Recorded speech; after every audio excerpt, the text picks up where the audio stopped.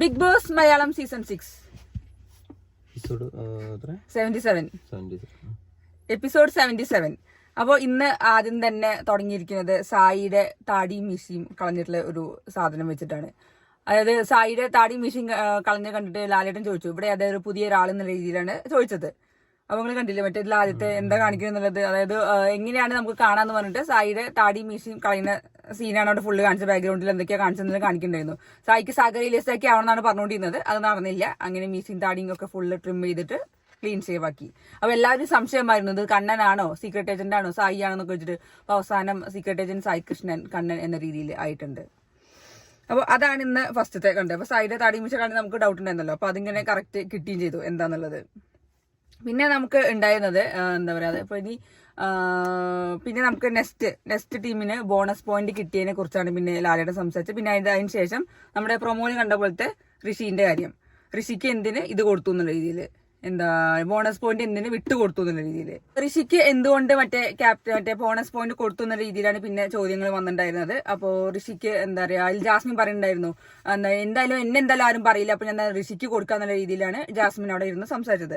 അപ്പൊ അതിനെക്കുറിച്ച് പിന്നെ ഓരോരുത്തരുടെ അഭിപ്രായം ചോദിച്ചു. അർജുന്റെ കാര്യം ചോദിച്ചു, പിന്നെ അർജുനോട് ചോദിച്ചു, അഭിഷേകിനോടൊക്കെ ചോദിച്ചു. അപ്പോൾ അതൊക്കെ ജാസ്മിൻ അത് പറഞ്ഞു, ഞാൻ അഭിഷേക് പറഞ്ഞിരുന്നു ഞാൻ എന്തായാലും ഞാൻ ഋഷിക്ക് കൊടുക്കുള്ളൂ. അർജുൻ അതിന്റെ ഇടയിൽ പറഞ്ഞു ഞാൻ ഋഷിക്ക് കൊടുക്കണ്ടായിരുന്നു. അപ്പൊ ഋഷിയാണ് പറഞ്ഞത്, അൻസിബേന്റെ പേര് പറഞ്ഞിട്ടാണ് എന്റെ പേര് അഭിഷേക് അല്ല അർജുൻ പറഞ്ഞു എന്നുള്ള രീതിയിൽ പറഞ്ഞത്. പിന്നെയാണ് നമ്മുടെ അൻസിബനെ കുറിച്ചുള്ള കാര്യം ചോദിച്ചപ്പോഴാണ് അൻസിബ പറഞ്ഞൊരു ഡയലോഗാണ് എനിക്ക് ഏറ്റവും കൊണ്ടത് ലാലേട്ടൻ കൂടുതൽ ചിരിച്ചത്. സ്നേഹവും പരിഗണനയും ആകെ കൊടുക്കുന്നത് ഋഷിക്കാണ് എന്നുള്ള രീതിയിൽ. നിങ്ങൾ കണ്ടല്ലോ, അൻസിബ പറയണ്ടായിരുന്നു എന്റേത് മാത്രമേ ഋഷിക്ക് സ്നേഹവും പരിഗണനയും ഈ വീട്ടിൽ നിന്ന് കിട്ടുന്നുള്ളൂ എന്നൊക്കെ. അത് അൻസിബ പറഞ്ഞ ഭയങ്കര രസമായിട്ട് തോന്നി. ലാലേട്ടൻ ഇന്ന് ചിരിക്കുന്നത് അങ്ങനെയാണോ എന്നൊക്കെ രീതിയിൽ ചോദിച്ചു. അപ്പൊ ഋഷി ആണെങ്കിൽ വെറും ചെറിയ കുഞ്ഞു കുട്ടിയായിട്ടാണ് നിൽക്കുന്നത് അവിടെ ഫുള്ള്. അൻസിബേന്റെ കുഞ്ഞു കുട്ടിയാണ്, അൻസിബ പറഞ്ഞ മാത്രം കേട്ടോണ്ടിരിക്കുന്ന ഋഷി ആയിട്ടാണ് അവിടെ എല്ലാവർക്കും നമുക്ക് മനസ്സിലാവുന്നത്. അപ്പോൾ അതൊക്കെ ഉണ്ടായിരുന്നു. ആ ഒരു ടാസ്ക് ഒക്കെ കഴിഞ്ഞു. അപ്പോൾ അൻസിബിയും ജാസ്മിനും കുറച്ച് കൊമ്പ് കോർത്തിട്ടുണ്ടായിരുന്നു. അപ്പോഴാണ് നമ്മുടെ നോറ അവിടെ ഇരുന്നിട്ട് പറഞ്ഞത്, നമ്മുടെ എന്താ പറയുക, ഇത് എന്താ നോറ പറഞ്ഞില്ലേ, അല്ല എന്റെ ജാസ്മിൻ ഇത്രയും കാലം നന്നായിട്ടാണ് കളിച്ചുകൊണ്ടിരുന്നത്, അല്ല ഇപ്പോഴാണൊന്ന് മാറ്റം വന്നത്. അതായത് ആദ്യം ഫുള്ള് ദുർവാശിയായിരുന്നു, ഇപ്പോൾ ജാസ്മിൻ കുറെ നല്ല ഇതായിട്ട് വന്നു എന്നുള്ള രീതിയിലാണ് നോറ അവിടെ നിന്ന് പറഞ്ഞത്. അംഗീകരിക്കുക എന്നുള്ള രീതിയിലാണ് നോറ അവിടെ ഇരുന്നിട്ട് പറഞ്ഞത്. അത് അൻസിബയ്ക്ക് ഇട്ട് കൊടുത്തതാണ് എന്തായാലും നോറ അങ്ങനെ പറഞ്ഞത് കേട്ടിട്ട്. പിന്നെയാണ് നമ്മുടെ മാലെണ്ണ ടാസ്ക്. ഏതൊക്കെ ആൾക്കാരെ സ്വഭാവം മാറ്റിയിട്ട് അതായത് നല്ലതാവാം എന്നുള്ള രീതിയിലാക്കി പറയാൻ വേണ്ടിയിട്ട്, അതായത് ഇന്ന ആൾക്കാരെ ഏത് സ്വഭാവം മാറ്റിയിട്ടാണ് ഫൈനലിൽ വരുന്നത്. അപ്പൊ ഞാൻ നിങ്ങൾക്ക് വിചാരിക്കുന്നത് നമ്മളിപ്പോ ഈ എപ്പിസോഡിന്റെ റിവ്യൂ പറയേണ്ട രീതിയിലാണോ പറയുന്നത്, കാരണം നമ്മളെല്ലാവരും എപ്പിസോഡ് കണ്ടതാണ്. അപ്പൊ ഇത് എന്താ വെച്ചാൽ ജസ്റ്റ് ഒന്ന് പറയാന്ന് മാത്രമേ ഉള്ളൂ.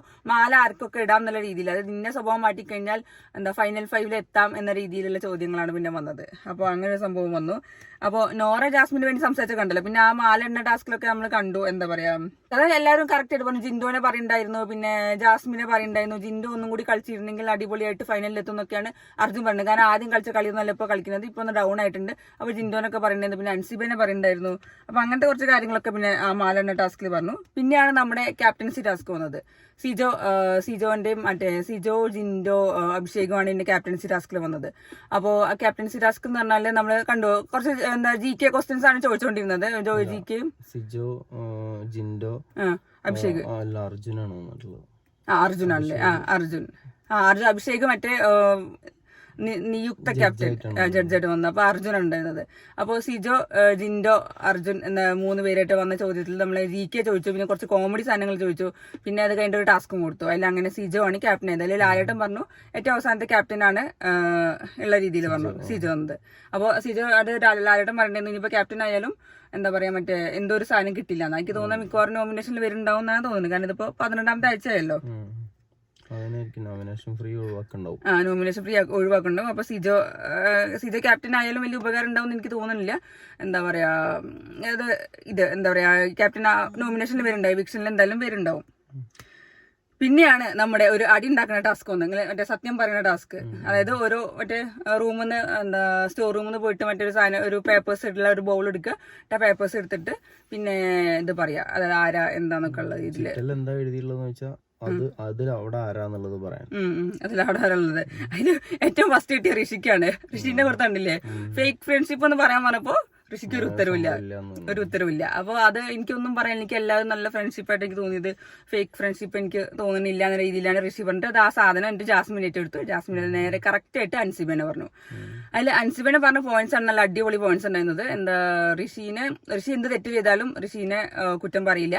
ബാക്കി എല്ലാവരും എന്ത് ചെയ്താലും അത് എല്ലാവരും മുന്നിൽ നിന്ന് പറയുകയും ചെയ്യും. അത് ഭയങ്കര വലുതാക്കി പറയുകയും ചെയ്യും. അത് ജാസ്മിൻ നല്ല കറക്റ്റ് ആയിട്ട് പറഞ്ഞു. അല്ല, പക്ഷെ അത് ജാസ്മിൻ ഇപ്പൊ പറയാൻ പറ്റിയത് അവിടെ ഗബ്രി ഇല്ലാത്തോണ്ടാണ്. പിന്നെ ജാസ്മിൻ തന്നെയാണ് ചെയ്തോണ്ടിരുന്നത്. അപ്പൊ അത് ശരിയാണ്. അത് ഇല്ലാത്തതുകൊണ്ട് പിന്നെ അതിൽ ശ്രീതു എന്നെ മുന്നേ പറയുന്നത് നീ പണ്ട് കളിച്ച പോലെയല്ല ഇപ്പൊ കളിക്കുന്നത്, അതുകൊണ്ട് ഇപ്പോഴത്തെ ഇൻഡിപെൻഡന്റ് ആയിട്ടുള്ള കളി നല്ല അടിപൊളിയാണെന്നൊക്കെ പറയുന്നത്. ഇപ്പൊ ജാസ്മിൻ ഇപ്പൊ പറയാനുള്ള നാവുണ്ട്, ഇപ്പൊ ഒറ്റ ഇല്ല. പിന്നെ ഫാമിലി റൗണ്ട് ഒക്കെ കഴിഞ്ഞതാണല്ലോ, അപ്പൊ പിന്നെ ഒന്നും പറയാണ്ടായിരുന്നില്ല. അപ്പോൾ അങ്ങനെ ഒരു സംഭവം കഴിഞ്ഞു. പിന്നെ അപ്പോൾ സത്യം പറഞ്ഞ ടാസ്കിലപ്പോൾ അതിൻ്റെ ഇടയ്ക്ക് ഫേക്ക് ഫ്രണ്ട്ഷിപ്പ് ജാസ്മിൻ അൻസിബനെ പറഞ്ഞു. പിന്നെ അൻസിബയ്ക്ക് വന്ന സംഭവം ഉണ്ടായിരുന്നത്. അൻസിബയ്ക്ക് എന്താ വന്ന് നോറേനെ പറയാൻ പോകുന്നത്, ഫേക്ക് ആയിട്ട് കളിച്ചിട്ട് എന്താ ഇവിടെ എന്താ നിൽക്കണമെന്നുള്ളത്. അപ്പോൾ നോറേന്റെ പേരാണ് പറഞ്ഞത്, നോറ വിക്ടിം കാർഡ്. അതായത് അൻസിബ പറഞ്ഞു നോറ ഇവിടെ വിക്ടിം കാർഡ് ഇറക്കുകയാണെന്ന രീതിയിൽ. അത് ഞാൻ ശ്രദ്ധിച്ചു. ചോദ്യം ചോദിച്ചതിന്റെ കൂട്ടത്തിൽ തന്നെ ഉത്തരം നോറ എന്നുള്ള രീതിയിൽ ഉത്തരം പറയുകയും ചെയ്തു. അപ്പോ അതൊക്കെ പറഞ്ഞു. പിന്നെ ഇവിടെ യോഗ്യത ഇല്ലാത്തത് അത് സായിനോട് ചോദിച്ചത്. സായി ആരുടെ പേരാ പറഞ്ഞത്? ജാസ്മിന്റെ പേര്. അപ്പൊ എല്ലാവർക്കും ഒരു ഉത്തരമൊക്കെ ആവുമെന്ന് വിചാരിക്കണു. സായി എന്തുകൊണ്ട് പറഞ്ഞു, സായിക്ക് എന്തോ, എല്ലാവരും സായി ജാസ്മിന്റെ ആളെന്നൊക്കെയാണ് പറഞ്ഞു കിടക്കുന്നത്. ഇപ്പൊ കണ്ടില്ലേ, സായി വിചാരിക്കുന്നത് ജാസ്മിനോട് ടോപ്പ് 5 വരേണ്ട ആളല്ല, സായി ഇവിടെ നിൽക്കുക, ജാസ്മിനോട് യോഗ്യത ഇല്ലാത്ത ആളാണെന്നുള്ള രീതിയിൽ തന്നെയാണ് സായിയോട് പറഞ്ഞത്. ശരിക്ക് സായി പറഞ്ഞത് തെറ്റാണ്. പുറത്ത് നടക്കണ ഒരു ഗെയിമുമായിട്ട് ഒരു കണക്ഷൻ ഇല്ലാത്ത സാധനമാണ് സായി പറഞ്ഞത്. സായി അത് ഒന്നും കൂടെ ആലോചിക്കണം ശരിക്കും. സാധാരണ ഇപ്പൊ പൊതുവെ പറയണത് ജാസ്മിനെ വിന്നറാക്കാനാണ് സായി അതിൻ്റെ ഉള്ളിൽ പോയത് എന്നുള്ളതാണ്. അപ്പൊ അങ്ങനെയാണെങ്കിൽ അതും തമ്മിൽ ഒരു കണക്ഷൻ കിട്ടണില്ല. അതെ. അപ്പൊ സായി നേരെ ഇതിപ്പം ഗെയിമാന്ന് പറഞ്ഞ് നടക്കുമെന്ന് എനിക്കറിയില്ല. അപ്പൊ സായി ജാസ്മിന്റെ പേര് പറഞ്ഞു, യോഗ്യത ഇല്ലാത്ത ആളെന്ന രീതിയിൽ ജാസ്മിന്റെ പേരാണ് എന്തായാലും പറഞ്ഞത്. പിന്നെ ജാസ്മിൻ പിന്നെയാണ് നമ്മുടെ മെയിൻ സംഭവം ജിൻഡോന്റെ ആക്ഷൻസ്. ജാസ്മിൻ ജിൻഡോന്റെ പേര് പറഞ്ഞപ്പോൾ ജിൻഡോ കാണിച്ചത് ഈ ജിൻഡോന്റെ ടീം കണ്ടു ആവോ ഇല്ലേന്ന് എനിക്കറിയില്ല. ജിൻഡോ എന്ത് ചെയ്താലും അതിനെ പൊക്കിയടിക്കുന്ന ടീമാണ് പുറത്തുള്ളത്. എനിക്കത് ജാസ്മിനെതിരെ കാണിച്ചത് ഓക്കെ മോശമാണ്. എന്നാലും അങ്ങനെയാണെന്നുണ്ടെങ്കിൽ ജാസ്മിനും ഒന്ന് സ്വയം ചിന്തിക്കണം നല്ലതാണെന്നുള്ള ഇതുണ്ട്. ജാസ്മിൻ ഇപ്പോഴാണ് ഏറ്റവും വലിയ പുണ്യാളത്തിയൊക്കെ ആയിട്ട് സംസാരിക്കുന്നത്. ജാസ്മിന്റെ കയ്യിൽ നിന്ന് വരുന്ന സ്വഭാവങ്ങളും ജാസ്മിന്റെ വായന്ന് വരുന്ന കാര്യങ്ങളും വളരെ മോശമായിരുന്നു. അന്ന് എന്താ പറയാ, ഇതിപ്പോ ലാലേട്ടനാണെങ്കിലും അന്ന് എടുത്ത് ചോദിച്ചിട്ടുണ്ടായിരുന്നില്ല. പല സമയങ്ങളിലും നമ്മളെല്ലാവരും ആഗ്രഹിച്ചിരുന്നു ജാസ്മിന്റെ പല ചേഷ്ടകളാണെങ്കിലും പല സംസാരങ്ങളാണെങ്കിലും ഒരു ആൾക്കാർക്ക് ഒരു മനുഷ്യനാണെന്നുള്ള പരിഗണന കൊടുക്കാതെ സംസാരിക്കണതൊക്കെ അന്ന് ഒരുപാട് ചർച്ചയായിരുന്നു. അത് ജാസ്മിനും കൂടെ ചിന്തിക്കുന്നത് നല്ലതാണ് എന്നുള്ളൊരു അഭിപ്രായം കൂടി ഉണ്ട് എനിക്ക്. അത് വാലിഡ് പോയിന്റ് തന്നെയാണ്. അത് ശരി, ജാസ്മിൻ അങ്ങനെ പണ്ടുണ്ടായിരുന്നു. ഇപ്പൊ ജിൻഡോ കാണിച്ചത് പിന്നെ അതൊരു ലാലേട്ടന്റെ മുന്നിൽ കാണിച്ചപ്പോൾ അതാണ് ഏറ്റവും വലിയ മോശം. അത് ജാസ്മിനോട് കാണിച്ചു എന്നുള്ളതിനേക്കാളും കൂടുതൽ എനിക്ക് തോന്നിയത് ലാലേട്ടന്റെ മുന്നിൽ കാണിച്ചു എന്നുള്ളതാണ്. അത് ജിൻഡോക്ക് ഇട്ട് നല്ല കൊടുത്തിട്ടുണ്ടായിരുന്നു എന്തായാലും. പിന്നെയാണ് ഈ എല്ലാ ചോദ്യത്തിനും ഉത്തരം പറഞ്ഞപ്പോൾ ജാസ്മിൻ ബ്രില്യന്റ് ആയിട്ട് അത് ലാലേട്ടന്റെ അടുത്തേക്ക് ലാലേട്ടന്റെ മുന്നിൽ നിന്ന് കാണിച്ചു എന്നുള്ളത് കഴിഞ്ഞപ്പോ ലാലേട്ടൻ അഥവാ മറന്നെങ്കിൽ എന്നുള്ള രീതിയിൽ അത് കാണിക്കുകയും ചെയ്തു. ഇപ്പൊ കറക്റ്റ് കാണിക്കുകയും ചെയ്തു. ജാസ്മിൻ അതിനൊക്കെ കറക്റ്റ് നല്ല ബുദ്ധി ഉണ്ട് എന്തായാലും. പിന്നെ അതിന് മറുപടി പറയാൻ വേണ്ടി എല്ലാവരും വിളിച്ചപ്പോൾ അവന്റെ ഓരോരുത്തരവരെ ന്യായീകരണം പറയുന്നുണ്ടായിരുന്നു. നോറ പറയുണ്ടായിരുന്നു, ജാസ്മിൻ പറയുന്നുണ്ടായിരുന്നു. പിന്നെ അതിന്റെ ഇടയ്ക്കാണ് നമ്മുടെ ഋഷിക്കുട്ടൻ അവിടെ നിന്ന് എണീച്ച് ഉത്തരം പറയാൻ പുറപ്പെട്ടത്. അത് അൻസിബ സംസാരിച്ചു കഴിഞ്ഞതിന് ശേഷം ആയപ്പോഴാണ് ഋഷിക്ക് കാര്യങ്ങൾ ഓടിയത്. അപ്പോഴാണ് എണീച്ചെന്ന് സംസാരിക്കാൻ ലാലേട്ടൻ അതേപോലെ ഇരുത്തി. എന്താ നിന്റെ സാധനം വള്ളിയിൽ തൂങ്ങല്ലേ, ഒറ്റ ഇരുത്താണ് ഉള്ളത്. എന്ന് വെച്ചിട്ടുണ്ടെങ്കിൽ ഗെയിമുകൾ ഇപ്പോഴും എല്ലാവരും പേഴ്സണൽ ഗ്രഡ്ജ് തീർക്കാൻ വേണ്ടിയിട്ടാണ് ഉപയോഗിക്കുന്നത് സ്ഥലത്തില്.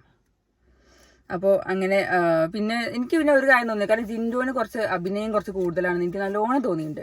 ഇടയ്ക്കിടയ്ക്ക് സോറി പറച്ചില്, എന്താ പറയാ, അയ്യോ സോറി ലാലേട്ട, ആക്ഷൻ കാണിച്ചിട്ടുണ്ട്, സോറി ലാലേട്ട, മാപ്പ് എന്നൊക്കെ പറഞ്ഞവരെ കാണിക്കല്, കരച്ചില്, എനിക്കൊക്കെ കുറച്ച് വലിയതായിട്ട് തോന്നാറില്ല. എനിക്ക് കുറച്ച് അഭിനയമായിട്ടാണ് എനിക്ക് നിൽക്കുന്നത് തോന്നാറ്.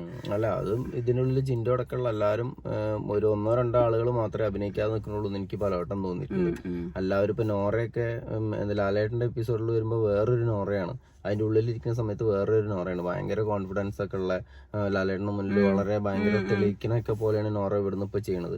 ഇത് കഴിഞ്ഞു പോയിട്ടുണ്ടെങ്കിൽ പിന്നെ കണ്ണാടിന്റെ മുന്നിലോ അല്ലെങ്കിൽ ക്യാമറന്റെ മുന്നിലോ നോക്കി കരഞ്ഞിട്ടാണ് ഇരിക്കുന്നത്. എനിക്ക് തോന്നുന്നത് ലാലേട്ടന്റെ എപ്പിസോഡിലും അല്ലാത്ത എപ്പിസോഡിലും ഒരുപോലെ നിൽക്കുന്ന കുറച്ച് ആളുകൾ, ഒന്ന് അർജുൻ, സായി, അങ്ങനെയുള്ള 1-2 ആൾക്കാരാണ് എല്ലാ സമയത്തും ഒരുപോലെ നിൽക്കണായിട്ട് എനിക്ക് തോന്നിയിട്ടുള്ളത്. ഇന്ന് ജിൻഡോനെ കുറെ ലാലേട്ടൻ കുറെ ആക്കിയിട്ടുണ്ട്. ഒന്ന് കണ്ണടേന്റെ കാര്യം ചോദിച്ചിട്ട്, കണ്ണ് കാണില്ലേന്ന് ചോദിച്ചു, പവർ എത്ര ചോദിച്ചു, അറിയില്ല, ഒന്നും അറിയില്ല കേട്ടോ ജിൻഡോന്. എന്ത് പറഞ്ഞാലും കണ്ണടേന്റെ കാര്യത്തെ കുറിച്ച് ഒരു ഐഡിയ ഇല്ല. കണ്ണ്, പക്ഷെ അതിന്റെ ഇടയ്ക്ക് അർജുൻ പറഞ്ഞിട്ട് ചില സാധനങ്ങൾ വായിക്കാൻ പറ്റുന്നുണ്ട്, ചില സാധനം വായിക്കാൻ പറ്റില്ല. അത് അന്ന് അതിന് മുന്നേ നമ്മൾ കണ്ടിട്ടുണ്ട്. ലാലേട്ടൻ എന്തെങ്കിലും വായിക്കാൻ പറയുമ്പോൾ അപ്പൊ കണ്ണ് കാണില്ല, അല്ലാത്ത സമയത്തൊക്കെ കറക്റ്റ് കണ്ണ് കാണും. പിന്നെ കാലിന്റെ മുട്ടുവേദന ചോദിച്ചത്. മുട്ടുവേദന ഉണ്ട്, വേദന മാറിയെന്നൊക്കെ ചോദിച്ചപ്പോൾ ആ മുട്ടുവേദന ഉണ്ട്. അപ്പൊ മുട്ടിന്റെ കാലിന്റെ ഭാഗമല്ലേ മുട്ടെന്നൊക്കെ രീതിയിൽ ലാലേട്ടൻ ചോദിച്ചൊക്കെ കണ്ടിരുന്നു.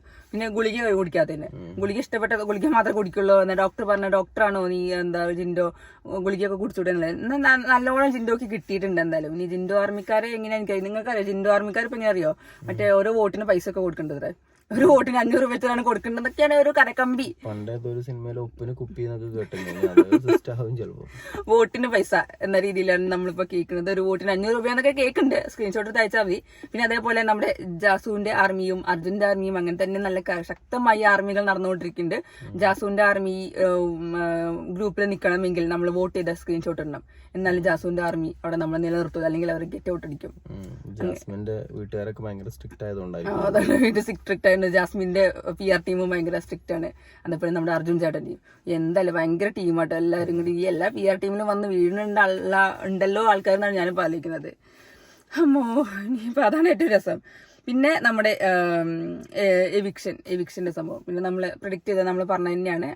അപ്സര ഔട്ടായി. അപ്സരയ്ക്ക് അത് ഒട്ടും വിശ്വസിക്കാൻ പറ്റുന്നില്ല. അതാണ് ഏറ്റവും രസമുള്ള കാര്യം. ആ വീട്ടിലുള്ള ആളുകളും അതുപോലെ അപ്സരയും തീരെ പ്രതീക്ഷിച്ചില്ല. നമ്മൾ മാത്രമേ അത് പ്രതീക്ഷിച്ചിട്ടുള്ളൂ എന്നുള്ളതാണ്. കാരണം അതിന്റെ ഗെയിം പുറത്തുനിന്ന് കാണാൻ നമുക്കേ അറിയുള്ളൂ എന്താ അതിന്റെ ഉള്ളിലെന്ന്.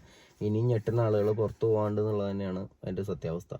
സായി സിജ ഒക്കെ ഒന്ന് ഞെട്ടിയിട്ടുണ്ട്. കാരണം അവര് പ്ലാൻ ചെയ്തനുസരിച്ച് വേറെ ആൾക്കാർ പോകുന്നൊക്കെയാണ് പറഞ്ഞിട്ടുള്ളത്. അപ്സര ഉണ്ടായിരുന്നില്ല. അതുപോലെ തന്നെ ജാസ്മിൻ ആണെങ്കിലും അങ്ങനെ ഒരു ചിന്ത, അപ്സരയ്ക്ക് ആണെങ്കിലും അവരൊക്കെ അതൊരു കോമഡി ആയിരുന്നു എടുത്തിട്ടുള്ളത്. അവരെല്ലാരും ഇപ്പൊ അഭിഷേക് ഇപ്പൊ പോകും എന്നുള്ള പ്രതീക്ഷയിലാണ് ഇരുന്നുണ്ടായിരുന്നത്.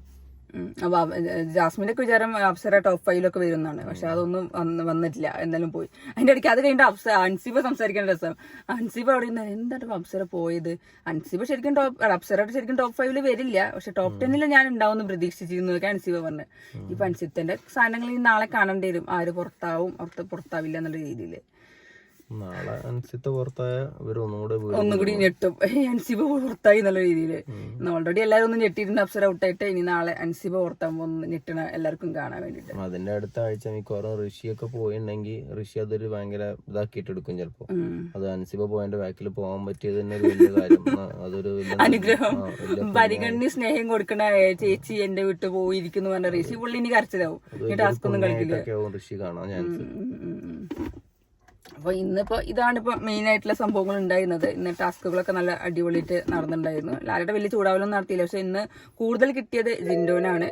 പിന്നെ അൻസിബയ്ക്ക് നോറന്റെയും അൻസിബന്റെയും വക പരസ്പരമുള്ള പഴിചാരലൊക്കെ നല്ലോണം കേട്ടു. ഫുള്ള് അൻസിബ നോറന്റെ പിന്നാലെയാണല്ലോ. അതങ്ങനെ ഇവിടുത്തെ ഫാമിലിനെ വെച്ചുള്ള രണ്ടാളും ഏകദേശം ഒരുപോലെ തന്നെയാണ്. നോറ അൻസിബന്റെ പുറകെയും അൻസിബ നോറന്റെ പുറകെയും രണ്ടാളും അതങ്ങനെ പുറകെ കൂടി കളിച്ചിട്ടാണ് മുന്നോട്ട് പോകുന്നത്. ഇന്ന് നോറ ജാസ്മിനെ പറഞ്ഞില്ല. ജാസ്മിനെ പണ്ട് നല്ല ദുർവശം ഇപ്പൊ നന്നായി എന്നൊക്കെ പറഞ്ഞിട്ട്. അതെനിക്ക് തോന്നുന്നു നോറ ആ ഒരു ടീം കയറാൻ നോക്കാനുള്ള ഒരു അതെ. ഇപ്പൊ അയാൾ ഗ്രൂപ്പിലുണ്ടാവും ശത്രുവിന്റെ ശത്രു മിത്രം. അതായത് ഇവളുടെ ശത്രു മിത്രമായിട്ടാണ്. ജാസ്മിൻ ഒരുപാട് തവണ നോറേന്റെ അടുത്ത് സംസാരിച്ച് പ്രശ്നം തീർക്കാൻ ചെന്നുണ്ട്. അന്നൊക്കെ പറഞ്ഞത് അവളെ എനിക്ക് കാണുന്നതേ ഇഷ്ടമല്ല, അവളായിട്ടുള്ള ഒരു ഫ്രണ്ട്ഷിപ്പ് എനിക്ക് ഇഷ്ടമല്ല എന്നാണ്. അപ്പൊ ഇതിപ്പം ഇന്ന് എപ്പിസോഡ് കഴിഞ്ഞപ്പോഴും നോറ ജാസ്മിന്റെ അടുത്ത് പോയിരുന്നിട്ട് സംസാരിച്ച അവിടെ അവരെ കൂട്ടത്തിലാണ് ഇരിക്കുന്നത്. അപ്പൊ അതന്നെ അവിടെ കയറാനുള്ള ഒരു ശ്രമമാണ്. പിന്നെ ഇന്ന് മറ്റേ മാലട്ട ടാസ്കിൽ ശ്രീതു പറഞ്ഞ ഒരു പോയിന്റ് കറക്റ്റ് ആണ്. പണ്ട് ഡിപെൻഡന്റ് ആയിരുന്നു, ഇപ്പൊ ഇൻഡിപെൻഡന്റ് ആയിട്ട് കളിച്ച് കയറുന്നുണ്ട്. പക്ഷെ എന്നാലും ചിലവർ പറഞ്ഞു ഡൗൺ ആയിട്ടുണ്ട്, ഒന്ന് ഉയർന്ന് കയറണം എന്നൊക്കെ പറയുന്നുണ്ടായിരുന്നു.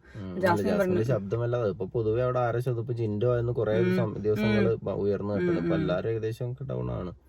ഇപ്പൊ ഇനിയൊക്കെ ഇൻഡിവിജ്വൽ ടാസ്ക് ഒക്കെ വരുന്നുണ്ടാവുമല്ലോ. അപ്പൊ ഇനി അടുത്ത ആഴ്ച മുതൽ ഇനി ഇപ്പൊ എന്താന്ന് വെച്ചിട്ടുണ്ടെങ്കിൽ ഒന്നാമത് അവർക്ക് പ്രഷറും കാര്യങ്ങളൊക്കെ കൂടിയിട്ടുണ്ടാവും. ഇപ്പം ഇനി ഇത്രയും കാലം എങ്ങനെയായാലും ടീം ഗെയിം മാത്രമായിരുന്നുണ്ടായിരുന്നു. ഇനിയിപ്പോ ഇൻഡിവിജ്വൽ ആകുമ്പോൾ ടെൻഷൻസും പ്രഷറും ഒക്കെ കൂടാൻ ചാൻസ് ഉണ്ട്. അപ്പൊ പൊതുവെ ഒന്ന് ഡൗൺ ആവാൻ വഴിയുണ്ട്. ഇനി ബിഗ് ബോസ് എനിക്ക് തോന്നുന്നു നല്ല ഗെയിമുകൾ കൊടുത്തവരെ പൊന്തിച്ച് കയറ്റി കൊണ്ടുവരുന്നുണ്ടാവും.